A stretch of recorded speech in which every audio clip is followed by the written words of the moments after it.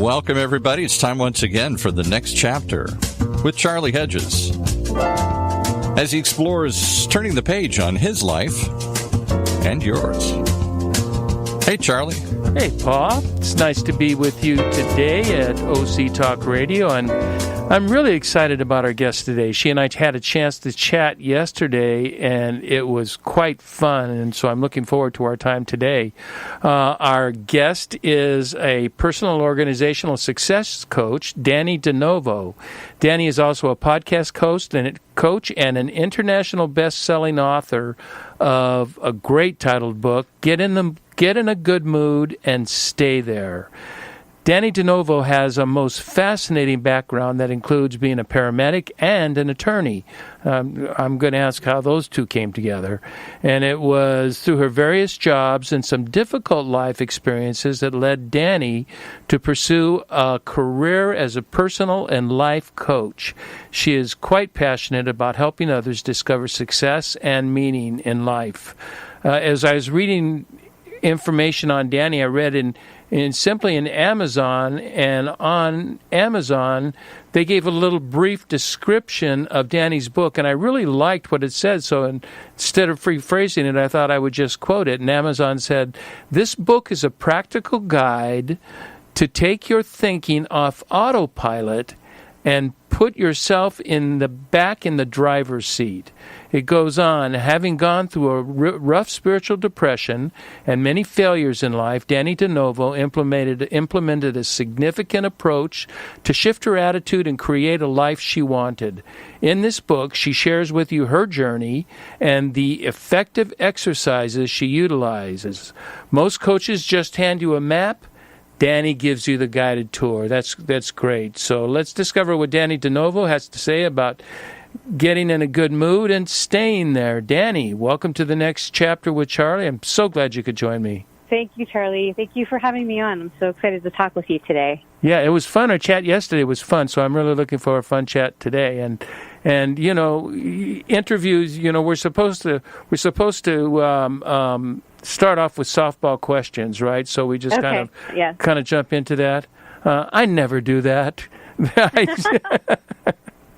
Let's just dive right into the heart of your story because it's so compelling. I want our listeners to get an opportunity to see it. And again in Amazon, it was written, as I said earlier, having gone through a rough spiritual depression and many failures in life, Dannie Novo implemented a systematic approach to shift her attitude and create the life she wanted. Well, tell me a bit about that journey that led you to write your book. Yeah, so my journey, I don't know how interesting my journey was, but it certainly taught me a lot, let's put it that way. I had a pretty normal upbringing, I think. For whatever reason, I fell into a very bad depression in my early teens that continued on through my mid-20s. For whatever reason, you don't know the reason that it came on. It just all of a sudden you were a depressed individual? It didn't come on all of a sudden. I started just... I remember being 13 or 14 and all of a sudden not really being excited about the things that I had been passionate about as a teenager. I grew up riding horses and I loved my horses and I competed in riding, and all of a sudden I just wasn't very interested in being around the horses that much. My schoolwork, I had been a straight A student. My schoolwork was starting to fall off. I had very ambitious goals of going to medical school at that time, and all of a sudden college didn't seem all that important. I honestly thought that I was sick. I thought I was ill. Yes. Because I was lethargic and just not very interested in very much of anything. And I had a lot of doctors and other people say to me, it's just teenage angst or it's just a phase. But that phase continued on, and the more people who sort of ignored what I was telling them, the worse the depression got. What years were those, Dannie? Was that like in the 90s? That would have been the early to mid 90s, yes. Yeah, that's surprising. That's really surprising that you didn't really get good help at that time. Right. I think one of the problems was that I had been sort of highly functioning despite it, and so it was sort of brushed off from time to time. But I do remember finally getting the attention of one of my PCP at the time, and he suggested that I go and see a therapist. And I remember sitting down in her office and just telling her everything that was going on, and after 20 minutes, her saying to me, "Honey, you're depressed." Oh, really? So you got a good therapist?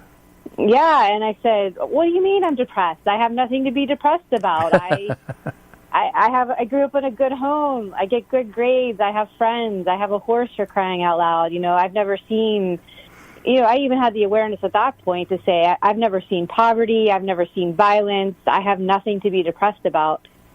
And she said, "No, you're depressed." And unfortunately, at that time, they sort of had a quick trigger to start me on medication right away, and I think that was probably sort of the downfall from there. Oh, really? The medication didn't have a good impact on you? No, it did not at all. Oh, that's too bad. And so that's happening in your mid to late teens, early to mid to late teens. Yes, and it continued through graduation from high school into college.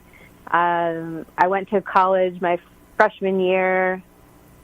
Don't honestly remember very much of it. I was just so depressed and having a hard time. Oh, Still my did well goodness. grade-wise, yeah.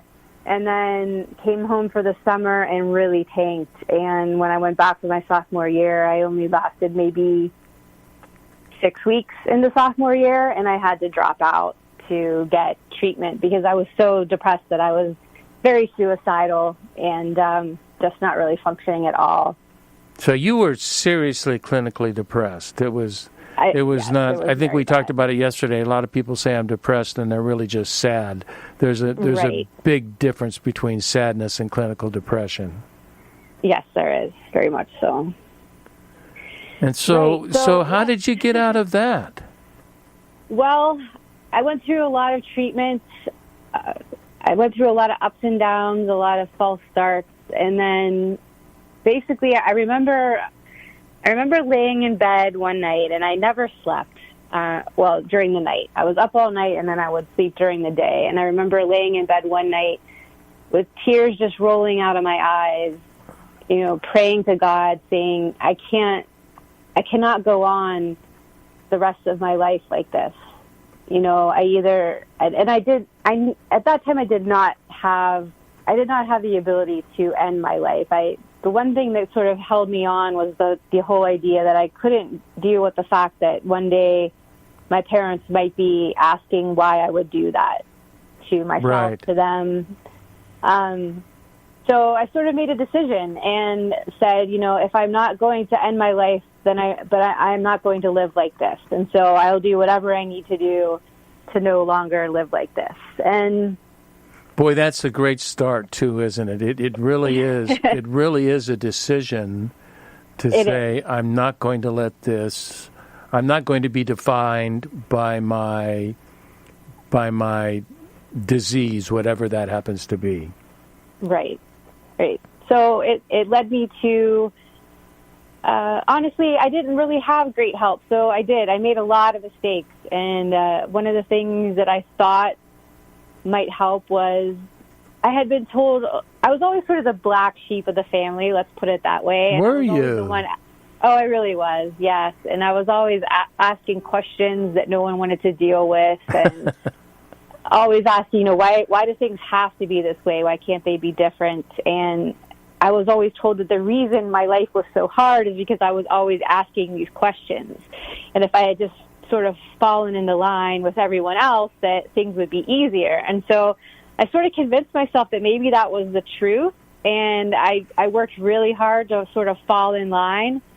I got back into school. I finished. I graduated. I went to law school. I started to very much try to fall into that niche as best as I could. I took the bar exam and passed. I got a job. I got married and tried to do everything that you were supposed to do like a normal, quote unquote, person. And then eventually sort of fell back into a bit of a depression after all that was done because I just wasn't really being true to myself. Because that wasn't the authentic you. Yes. Exactly. Yes. So I went on sort of a spiritual journey, and I sought out people who I thought knew more about all this stuff than I did, and I read a lot, and I listened to the people who I thought knew what they were talking about, and I just started piecing together things to help me get over the hump, so to speak, and that's sort of where the book started coming together. Really? Yeah. Now, I have two questions in the midst of this. Okay. First, my question is, what did your spiritual journey look like? Oh, it was a bit of a mess. It was difficult because the people in my life at the time weren't particularly supportive of me going on such a journey. When I left the practice of law, I had a lot of people who didn't understand that decision and were not supportive of it. When I started sort of speaking more on a spiritual plane, there were a lot of people who weren't comfortable with that. Because it wasn't in traditional spiritual language. Well, I guess in some respects it was, but it just, I came from a very conservative family. I live in a rather conservative city, and change is hard, as you know, for anybody, but I think here was just a little bit more so. Because you had so much societal pressure.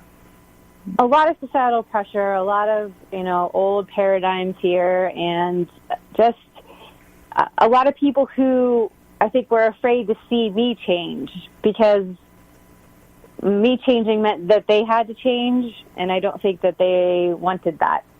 Boy, it's just, it's striking. I just wrote, I think I mentioned to you yesterday, I just wrote last week, my blog was called The Illusion of Freedom, and it was exactly what you're talking about groupthink versus I think. And right. We just fall into this groupthink that we think we are free, but we are really just submitting to what group, society, or whatever affiliation we happen to be with, whatever they say, we fall into that, and that's really not freedom. That's no, not at all. It really is a submissive sort of servitude to the group, and when you are obviously an intelligent and sort of out of the box thinker, it's very difficult because you just don't fit. You're neither liberal nor conservative, and you're neither this nor that. It's a whole bunch of both ends. Yes, I certainly do not fit. I have described myself often. I spent a lot of years of trying to jam a square peg into round holes, and it really took its toll. I think one of the best lessons that I learned on this journey was to truly not care what other people think, because that is the freedom that you're talking about right there. I have a 3-year-old daughter, and I watch her, and she is just her. She's just in the moment. And you're allowing it. Yes, and she does not care what anyone thinks, and she is just freer than anything you've ever seen. And so how wonderful. Right, that's the life that I want to subscribe to. Yeah, that's I'll show my music taste. My favorite band is a 80s and 90s band that still is popular today. 9 Inch Nails. Are you familiar with 9 Inch Nails? Yes, I was listening to Nine Inch Nails last night. Oh, were you really? I mean, there's Yes, not I a lot was. of guys almost 70 that go to Nine Inch Nails concerts, Right. And the song I love is it's Piggy. Do you remember the line in there? Yes. Nothing can stop me now because I just don't care anymore. Right. Yep. It's kind of like one of my mottos in life. And it's not like I don't care about life anymore, but I don't care about what other people think anymore. Yes. When you hit that point where you don't care what other people think, what is there to stop you? Nothing. You become more powerful than anything at that point. I've been doing some reading of late, and I was reading, and it's not like I'm reading cover to cover Nietzsche, but I was reading Nietzsche, Yes. and there's this truth that the best times are most always born from bad times, and Nietzsche writes a lot about the meaningful life as a result of the struggles in life. How do you feel about that? I don't believe that I went through the struggles that I went through for nothing. At the time, they were very difficult, and I didn't understand. Truthfully, I didn't really put together why I had gone through such a bad depression so early in life until just a few years ago. Oh, you understand it now? But now I do understand it, and I see what it has brought to me and what it has sort of called me to do with respect to the coaching. Yeah. I think that I learned a level of compassion for human beings that I don't think I would have learned any other way. And I have true empathy for those who are struggling. And, of course, I do not want to see anyone struggle the way that I did, because I believe we struggle so much unnecessarily so.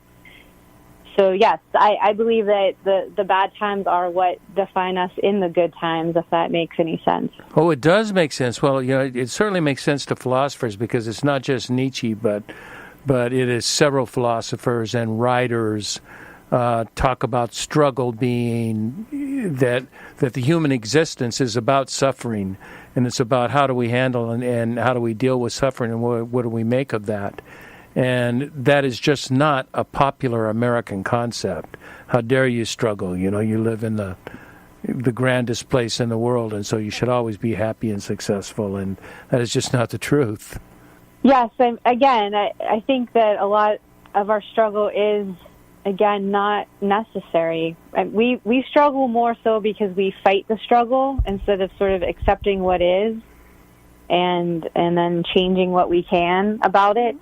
When you start sort of fighting those things that you don't have any control over, is when you really start spiraling down. I think another good lesson that I have learned, right, is that I have control over one thing, and that's myself.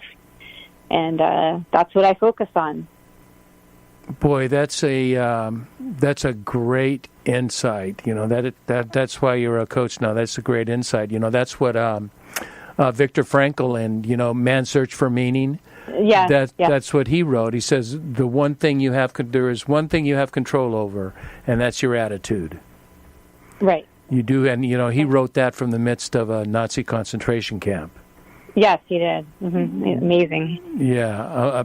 So I want to get, we'll take a break in a couple of minutes, and that's when we're going to talk about your book, and I really have some.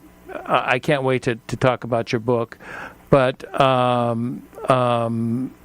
was going to ask something first, and that was, did I ask this question already? I think maybe I asked it kind of a bit, but how would you describe your life today? How would I describe my life today? Very different from my life not even 2 years ago. I think that when you sort of open up your heart and your mind and your soul to a lot of the concepts that I've written about in my book, that transformation happens very rapidly. I am in a place now where I have to tell you, I never thought that I would be in even 3 or 4 years ago. Really? I have met people that I never thought that I would meet. I have been places I never thought that I would be. and I get to spend the majority of my life helping other people in a way that I never thought I would be able to do. And so I'd say my life today is pretty great. Oh, that is so wonderful. And I think that's hope for all of us, because I had difficult times as well growing up, and in my early years I went through some crazy times, and I would have never imagined that I am doing what I have done for the last 30 years, and what I'm even doing today as a retired man. I'm busier today than I was when I was working. Right. But it came from, I look back at all those experiences, and they were negative experiences, and I can genuinely say, if I had to do it all over again, I would do it exactly the same way, because it was those experiences that made me who I am today. Right. And you don't see that when you're in the midst of it. Sometimes you really have to be a little bit farther away from it to really appreciate. Well, Dannie, let's get into the good life and staying there, good mood, getting a good mood and staying there, but let's do that after a quick break. Okay.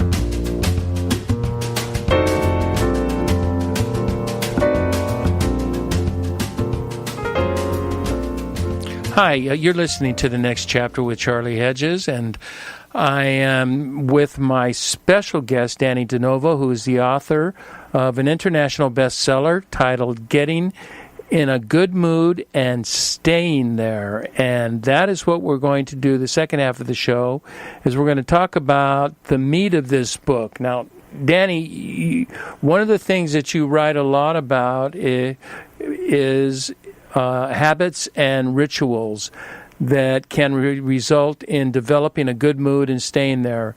In fact, you write that you should be incorporating rituals that make you feel complete and like a better version of yourself. Now, personally, I'm a big fan of habits, and I am a big habit. We are big habits. Yeah, sure. Really. I've never defined myself as such, but I think I just found a new adjective. What do you think it is that makes daily rituals so powerful? I think rituals become sort of our pattern behavior. And when you have this pattern behavior running on autopilot, and these rituals that you have adopted are good rituals, then everything that sort of comes from that habit is also good.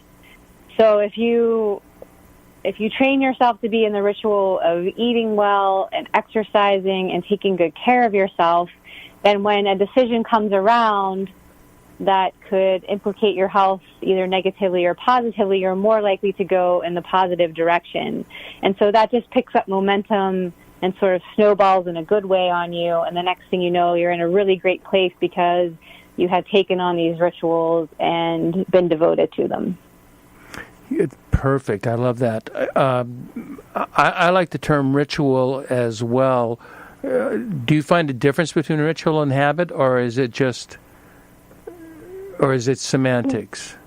Well, I think it's semantics. Ritual to me has a little bit more of a sacred tone to it, something that you've really adopted as your own that is important to you. Yeah. So it really is not. It's a heightened dimension and a purposeful dimension of habits. A lot of time habits don't have this real intentionality behind them. That a ritual, there is an intentionality behind a ritual, and it is with an intention of moving you forward or moving you to a good place in life. Absolutely. Now, I've read that you have 5 rituals, which and I would repeat them. They're meditation, gratitude. Number 3 is remind yourself of the why. 4, be a dreamer. And 5, do something that makes you feel good. Now, I'm very familiar with the first 2, but it's the last 3 that really spark my attention. But let's talk briefly. Let's just so we cover it, because it is so important. Meditation and gratitude are so important, but they're talked about it a lot. So they're talked about a lot, but nevertheless they are critical.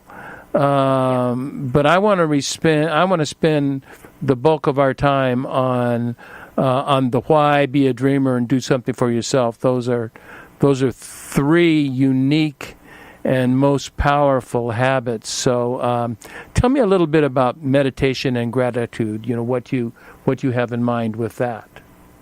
Well, I have to say the thing that probably changed my life more than anything is my meditation practice. And I know for a lot of people it's sort of a daunting task to take on if you're not familiar with it, or if you've never tried it, or if you've never seen anyone else do it before.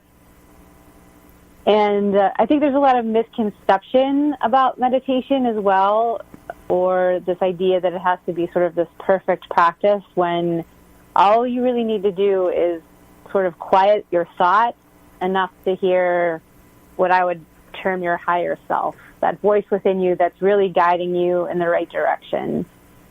Yeah. For me, it's just, it simplifies life, and it really puts me in tune with what I really want. And I believe that when you have a good, clear picture of what you really want, then all of your other rituals will fall into place.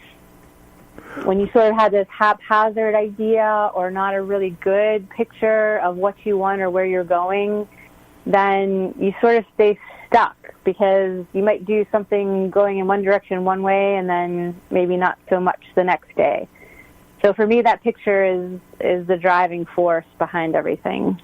Now, do you have a formal meditation practice, or is this something you developed on your own, or do you use an app or anything like that? I do not use an app. I don't have any one formal method I would say that I subscribe to. I'm a big fan of going out and finding out what a lot of different people do, and then sort of taking the best practices from all of those things that work for me and putting them together.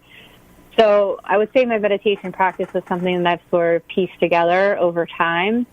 But it is a non-negotiable part of my day, and I am incredibly diligent about it. I do it first thing in the morning.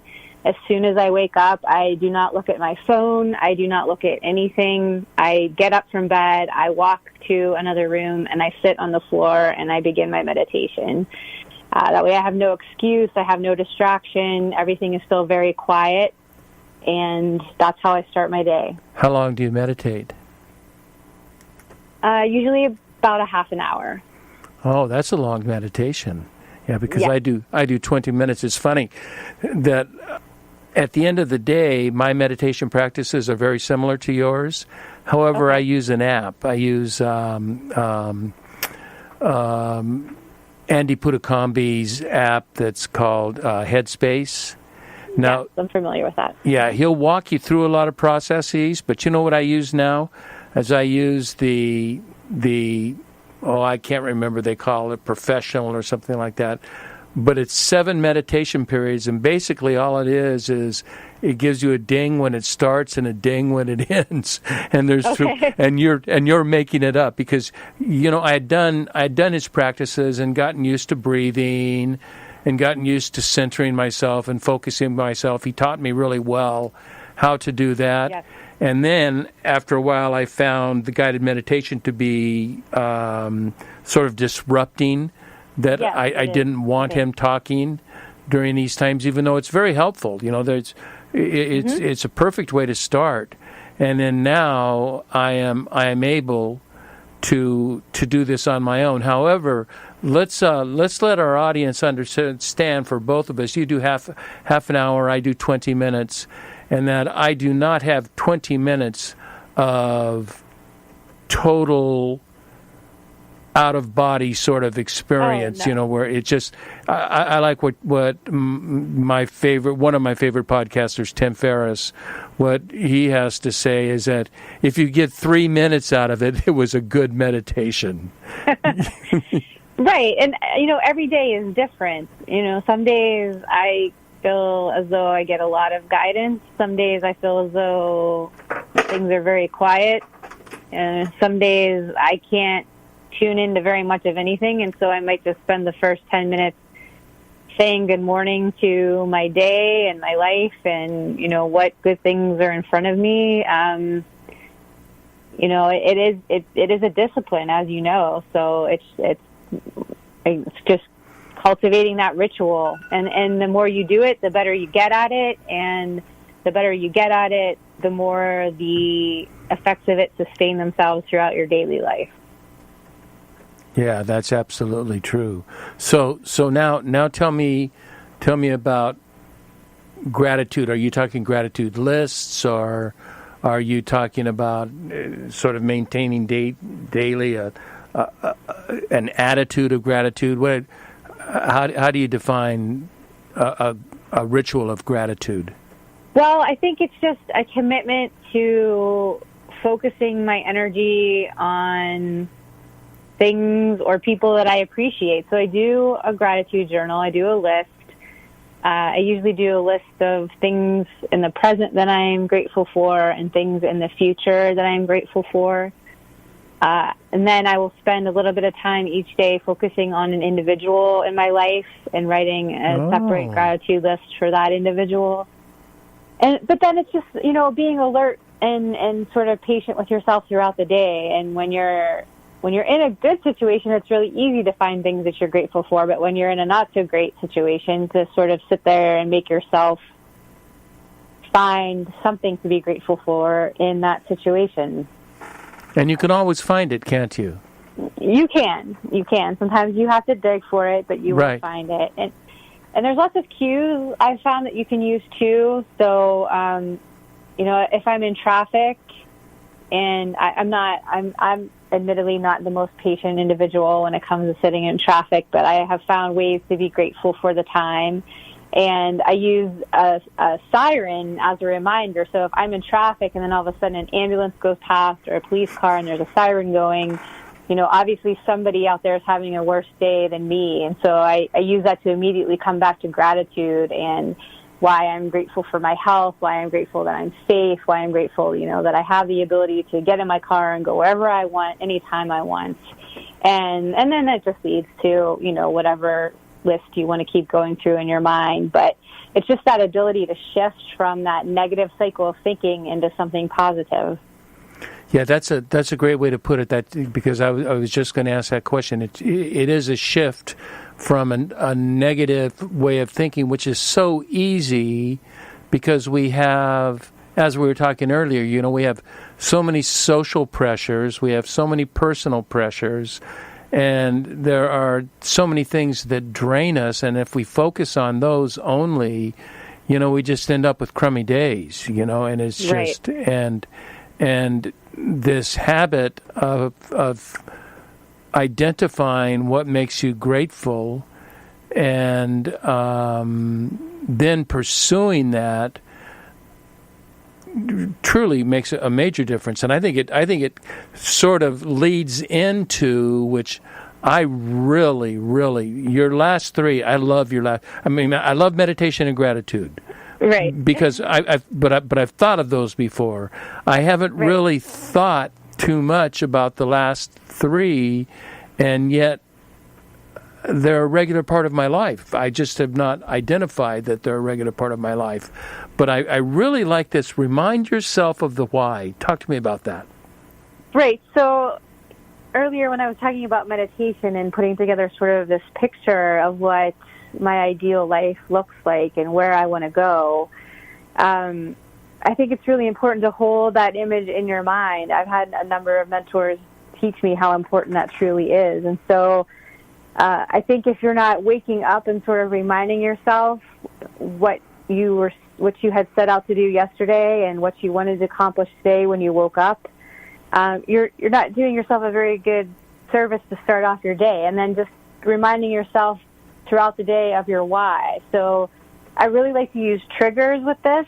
I will, the first thing when I wake up is I've devoted an entire wall of my bedroom to this. So I have pictures of places that I want to travel to, where I want to live. I have pictures of my daughter everywhere, so there's a constant reminder of that I'm doing it for her. And I hang up quotes that are really inspiring and really motivational for me. And so when I get up and I wake up, before I mosey into the other room to meditate, I'm immediately hit with this. This is what you started. This is what you want. And sort of like, grab yourself and say, remember, this is what you want. This is why you're doing this. And just doing things like that throughout the day. I have a list of my goals that I keep on my phone, and I read those throughout the day, and I read them before I go to bed. So it's just a constant reminder of, why I'm doing the things that I'm doing. I like that. I like that a lot. I have been what I've called a serial searcher of meaning for life. It's just, I like that. I have been, and now as I enter my later years, I really, I've been able to identify that I have an overall meaning, that I think that an overall reason that for my existence, and then I have 4 activities that I must be a part of my life on a regular basis in order for me to live the kind of life I was DNA'd to be, that I was created to be. And I'll just tell you quite simply, because people may be wondering, okay, what is your purpose in life? What do you do? Yeah, and it came from a quote that I read from Aristotle years ago, and it always resonated with me, but I never said, this is why I'm here. And he said, the purpose of every person is to contribute to the value of society. Yeah. That's it. It's just that, am I contributing to the value of society?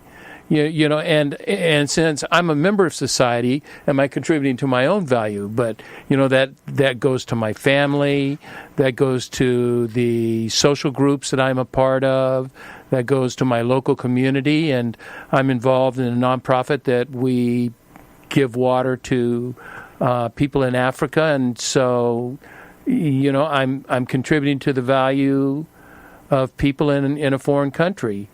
And that makes my life. And then, so what are my activities that I need to do to accomplish that goal? And they're learning, creating, loving, and serving. That's very nice. If what I'm doing is involved in learning, creating, loving, and serving, I'm always doing something toward my goal, and those are my DNA. That's the way. See, they won't fit for everybody, but that's the way I'm hardwired. Yeah. But it's taken 69 years to figure that out. Hopefully, you sound like you're on a track where you're going to figure it out much younger, and therefore have a wonderful life. Well, I hope that's the case. Yes, I'm definitely working very hard towards that. Well, you sure are. Okay, so let's go to number 4. And once again, this is really funny, because the first one I said, I wrote my blog on, because I have a weekly blog and podcast, and I wrote the blog on freedom. 2 weeks ago, I wrote a blog on imagination and about being a daydreamer. And here you have number 4, be a dreamer. I so believe in that, Dannie. I'd like your feedback on that. Right. So to me, this is where I think where things really got off track for me in my adolescence.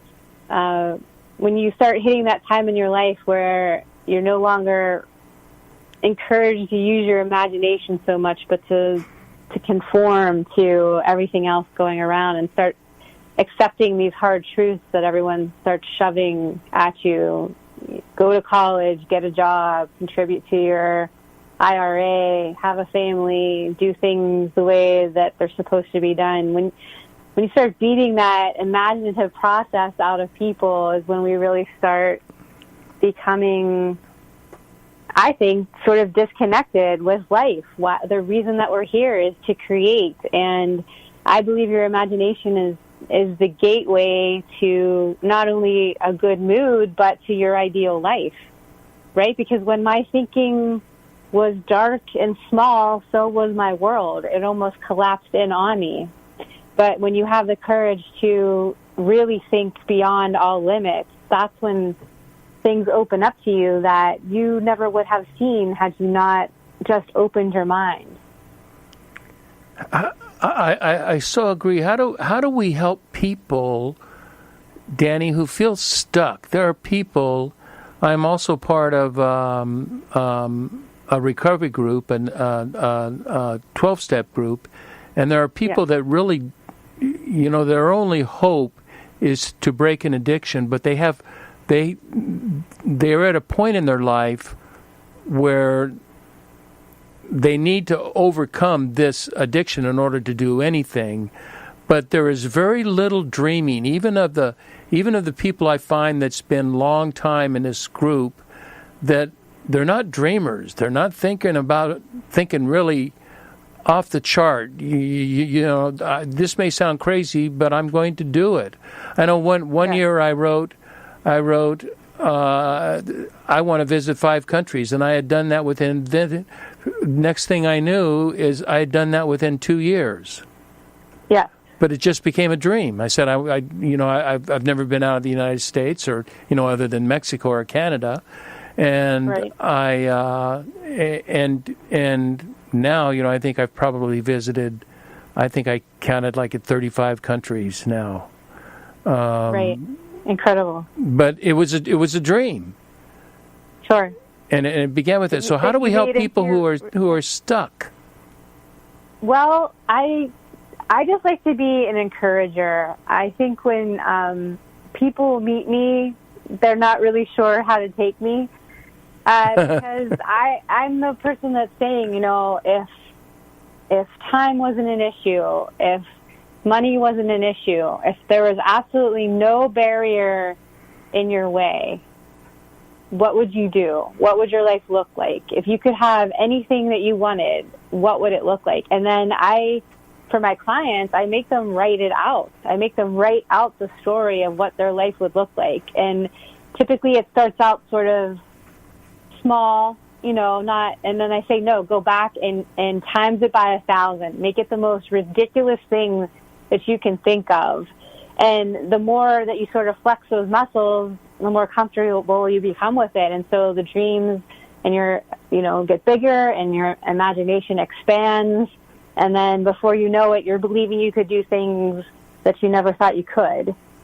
So it's really just sort of, again, making it a ritual, right? Working towards it. If it's something you've never done before, to me, it's no different than going to the gym. If you want to put on some muscle, you're going to change the way that you're lifting weight, right? But every day you're going to go in the gym and you're going to pick up the weight and you're going to put it down. It's the same thing, just a mental exercise. Every day I'm going to expand this vision a little bit further and see where it takes me. That is so good, and it's so close to an exercise that I did myself when I first heard. I really encourage people to do it. I like your idea. Whatever your first dreams are, they're way too small. You need to think a bunch bigger. Are you any chance familiar with Debbie Millman? I am, yeah. Have you heard Debbie Millman's exercise that she gives to grad students and college grads that she says, and I love the way she starts this. I think she sets it up really well. If you were guaranteed success with no chance of failure, see, that's a great setup right there. Yeah. If you were guaranteed success with no chance of failure, what would your life look like in 5 to 10 years? Right. And she says it is amazing the number of people that come back to her 5 years later said that talk about their impossible dreams that have indeed come true. But Right. I like that setup. It's similar to yours. We make it 1,000 times bigger, but that was helpful if you were guaranteed success and no chance of failure. But you're right there, and we do need to dream that way. I think so. I mean, it's part of being alive, right? Life is not meant to be a constant struggle. It's not meant to be disappointing. We really can have whatever we want from it if we do the things to get us there, right? But there is work involved, and I think that's important for people to know. It's not just sitting down and meditating once and holding this vision for 15 minutes and then everything coming about. Again, it's like being in the gym every single day. 6 months, a year from now, your body's going to look very different. Well, if you do these rituals, 6 months, a year from now, your life is going to look very different. Exactly. It's sort of. I like the idea of flexing. I've not heard that term, but flexing the dreamer muscle, and that working out on the dreamer muscle. On the daydreamer, I will have, my wife and I just went to Arizona. It was a 5-hour drive, and we would listen to an audio book or a podcast, but there would be times I'd drive my wife crazy because I'd want an hour of just total solitude where I'm just thinking, because I can, Right. I'm crazy enough to just think for an hour without saying anything because I'm trying to. I'm that same person. Are you? Oh, yeah. Oh, we drive people nuts, don't we? I would drive the entire 5 hours in silence sometimes. Oh, I could. I drove today. I started off with music, and I had a number of things I had to do today, and I found that I just kept the car in silence. I didn't have music, didn't have podcasts, didn't have anything on. I was just quiet and pondering about life, the universe, and everything. But Sure. Be a dreamer is big. So let's come to your last one here, number 5, and which I'm a big believer in, Dannie, because I just had my nails done before the podcast. So, so that fits into number 5. Do something that makes you feel good. Yeah, that's so great. I love that. Yes. Charlie, when I sort of made that decision that I was not going to live my life depressed, I started thinking, what can I do in some small way to at least start in that direction?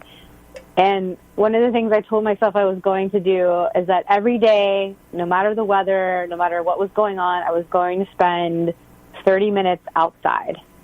Because I love nature.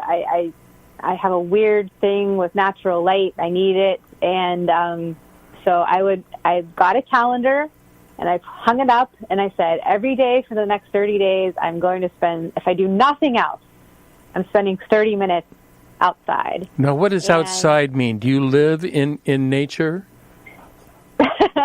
Yes. I mean, I don't know. I live in the suburbs, but I would go somewhere that felt more like the country, so a park, or I would drive somewhere. On a really bad day when I didn't think I could do very much, I literally would just step off the back porch. Right. But I made myself, feel the air, see the sunlight, touch a tree, touch the grass. And I think I sort of did maybe a quasi meditation at that point in time, but it was just enough to elevate my mood a little bit. And then I would say, wow, I did this. What else can I do? I'm also a very big proponent of movement in some way, shape, or form. Exercise, walking, anything that gets your body moving, because, everything's so tied together, body, Right. mind, and spirit. So I know for me that when my level of fitness is off, then everything else sort of falls off too. So yeah, the things that that make you feel good, what they are, let yourself do them. Block off time to do them. Don't put it off until tomorrow or next week. make it important to you. Boy, I am so fortunate that I've never done that with intention, but I have always done, spent time doing things that make me feel good. Like I love movies and film. I except in extraordinarily busy times, I probably go to the movies twice a week. I don't. Oh, wow. I don't see. I'm not the blockbuster film sort of guy. I go to a lot of indie films, but I just love the discipline of movies, and I think it has to do with the dreamer in me too, because I'm transported to another state, and to another state of mind, and I do that, and I think when it comes to like marriage and my wife, I also try to do things that make other people feel good, and that makes me feel good. Of course, yeah. Does that make sense? Always feels good. Absolutely, yeah. That's a great way. Another great way to shift your attitude when you can't find your way out of a bad mood. Do something to put a smile on someone else's face, and it's almost impossible not to smile yourself.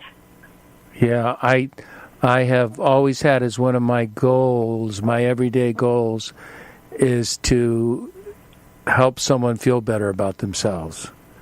That's a tremendous goal. I was just in. I have a business club that I write the podcast in before, and I'm very familiar with all of the servers in attendance. And one of the servers was really going through a difficult time, and she was struggling emotionally.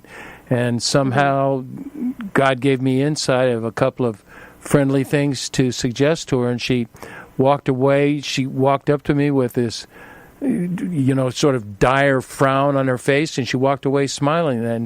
And I think, that was worth the day. Yeah, absolutely. Absolutely. Well, Dannie, we're running near our time. I wish we had more.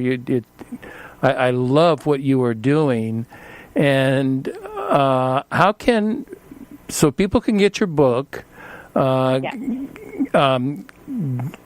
let me get in a good mood and stay there.